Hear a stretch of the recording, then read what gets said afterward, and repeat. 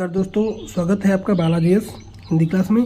तो दोस्तों इस क्लास में हम हिंदी का प्रैक्टिस सेटर करेंगे जो कि रीट लेवल फर्स्ट और सेकंड के लिए बहुत ही इंपॉर्टेंट है। इसके अलावा Haryana TET, Rajasthan TET, Jharkhand TET और यूपी टेट के लिए भी बहुत इंपॉर्टेंट है। तो चलिए प्रारंभ करते हैं। इसके पहले बहुत सारे प्रैक्टिस सेट में दे चुका हूँ, अगर आप लोग ना देखें तो प्लेलिस्ट में जाकर के देखिए। अगर आप सारे सेटों को देख लेते हैं तो निश्चय ही आपको बहुत ही क्वेश्चन सीधे सीधे एग्जाम में आपको देखने को मिलेंगे। तो चलिए, पहला क्वेश्चन था आपका, संकर शब्द किसे कहते हैं। तो संकर शब्द जो कहते हैं दोस्तों, किसे कहते हैं, तो संकर शब्द होता क्या है, ये दो भाषा के शब्दों से मिलकर बना शब्द होता है। कौन? संकर शब्द। दो भाषा के शब्दों से मिलकर बना होता है संकर शब्द। तो ऑप्शन नंबर डी दोस्तों इसका सही हो जाएगा। अगला क्वेश्चन, शुद्ध शब्द को स्त्रीवाचक बनाने के लिए किस प्रत्यय का प्रयोग किया जाता है। जैसा कि आप लोग जानते हैं कि पहले मैं कई बार आपको बता चुका हूं कि प्रत्यय शब्द के अंत में लगता है और उपसर्ग शब्द के प्रारंभ में लगता है। तो शुद्ध शब्द को स्त्रीवाचक बनाने के लिए दोस्तों क्या हो जाएगा, शुद्ध शब्द को स्त्रीवाचक बताने के लिए इसमें किस प्रत्यय का प्रयोग होता है। क्या ई का प्रयोग होगा, क्या बड़ी ई का प्रयोग होगा, इक का होगा या आ का होगा।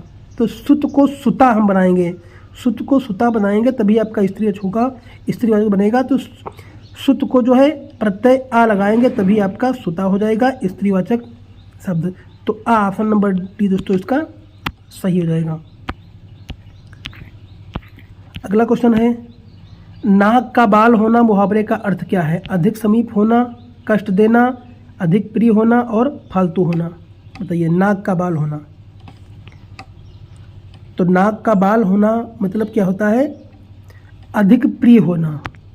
नाक का बाल होना जो मुहावरा है वो क्या होता है, अधिक प्रिय होना। तो ऑप्शन नंबर सी दोस्तों इसका सही हो जाएगा। अगला है, अश्व का पर्यायवाची शब्द निम्नलिखित में से कौन सा नहीं है। अश्व का पर्यायवाची कौन सा नहीं है। तो अश्व को हम घोड़ा बोलते हैं, घोड़ा भी बोलते हैं और घोटक भी बोलते हैं, है भी बोलते हैं, लेकिन कटक नहीं बोलते हैं दोस्तों, कटक नहीं बोलते हैं। कटक का अर्थ क्या होता है दोस्तों, कटक का दोस्तों अर्थ होता है आपका सेना। कटक को सेना बोलते हैं।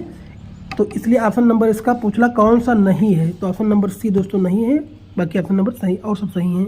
तो जो नहीं शब्द पूछ रहा है तो घोड़ पर उसका पर्यायवाची कटक नहीं होता है, बाकी होते हैं। तो ऑप्शन नंबर सी दोस्तों सही हो जाएगा। अगला है, जा एक स्थान पर टिककर नहीं रहता।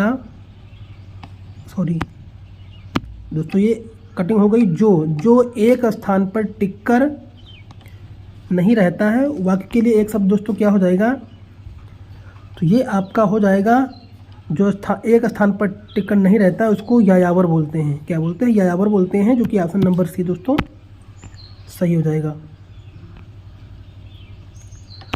चलिए अगला है, बुंदेले हर बोलों की मुँह हमने सुनी कहानी थी, खूब लड़ी मर्दानी बातों झांसी वाली रानी थी, झांसी वाली रानी थी। प्रस्तुत पंक्तियों के रचयिता कौन थे, माखनलाल चतुर्वेदी या सुभद्रा कुमारी चौहान या सोहनलाल द्विवेदी या रामनरेश त्रिपाठी। तो गेस करिए क्या होगा इसमें। तो इसका उत्तर दोस्तों हो जाएगा, ये सोहनलाल द्विवेदी ने इन पंक्तियों को रचा था। इसका रचयिता है सोहनलाल द्विवेदी, जो कि ऑप्शन नंबर सी दोस्तों सही हो जाएगा। समास का अर्थ दोस्तों क्या है, समास का अर्थ क्या होता है, समास का अर्थ होता है दोस्तों संक्षेप में। समास का अर्थ संक्षेप में होता है, जो कि ऑप्शन नंबर ए दोस्तों सही हो जाएगा। भाषा के संबंध में उपचारात्मक शिक्षण का उद्देश्य है भाषा प्रयोग संबंधी कठिनाइयों की पहचान था उसका निदान, बच्चों को व्यस्त रखना या बच्चों को श्रेणीवार विभक्त करना या बच्चों की त्रुटियों की केवल सूची बनाना। तो 8 का उत्तर दोस्तों क्या सही जाएगा, 8 का उत्तर दोस्तों हो जाएगा भाषा प्रयोग संबंधी कठिनाइयों की पहचान था उसका निदान करना, जो कि ऑप्शन नंबर ए दोस्तों सही हो जाएगा। प्रमुख भाषाई कौशल के अंतर्गत इनमें से कौन नहीं आता है।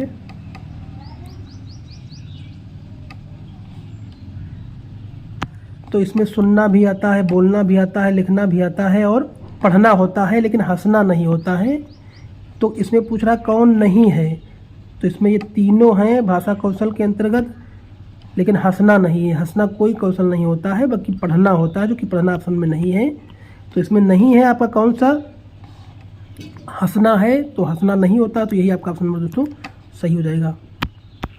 हिंदी दिवस मनाया जाता है दोस्तों, हिंदी दिवस 14 सितंबर को हम लोग मनाते हैं हिंदी दिवस को, तो ऑप्शन नंबर ए दोस्तों सही हो जाएगा। काव्य शिक्षण का उद्देश्य है, काव्य शिक्षण का उद्देश्य क्या होता है, रसानुभूत एवं आनंदभूत कराना, यही होता है काव्य शिक्षण का उद्देश्य, जो कि ऑप्शन नंबर डी दोस्तों सही हो जाएगा। निम्न में से किस वाक्य में विशेषण का प्रयोग हुआ है, तो दोस्तों मेरी गाय काली है। काली यहाँ क्या है आपका, विशेषण है, और गाय क्या है आपका विशेष। गाय क्या है, काली है। जिसकी विशेषता बताई जाए वो विशेष से होता है, और जिस शब्द से बताया जाता है उसे विशेषण बोलते हैं। तो काली क्या है यहाँ पे, विशेषण। तो 12 का ऑप्शन नंबर सी दोस्तों सही हो जाएगा कि इसी में ही विशेषण का प्रयोग हुआ है। अगला है नाटक शिक्षण में कक्षा अभिनय प्रणाली के प्रयोग से क्या होता है, पात्रानुसार बच्चों द्वारा अभिनय से सीखने की प्रक्रिया में तेजी आती है, जो कि ऑप्शन नंबर दोस्तों आपका बी सही हो जाएगा। निम्न शब्द में अधिकरण कारण का प्रयोग हुआ है,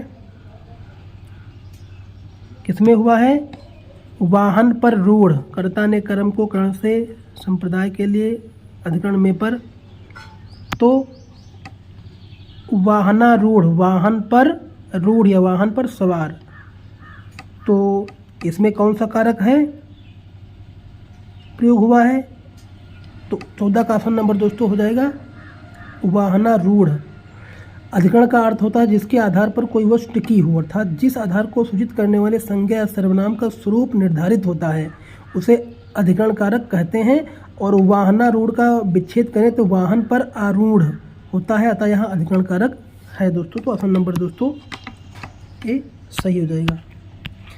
किस रस को रसराज कहा जाता है दोस्तों, तो हम लोग जो है श्रृंगार रस को रसराज बोलते हैं, जो कि ऑप्शन नंबर दोस्तों ए सही हो जाएगा। क्योंकि हिंदी के कवि मतिराम ने श्रृंगार रस को रसराज की संज्ञा से अभिहित किया था, जो कि ऑप्शन नंबर ए दोस्तों इसका सही हो जाएगा।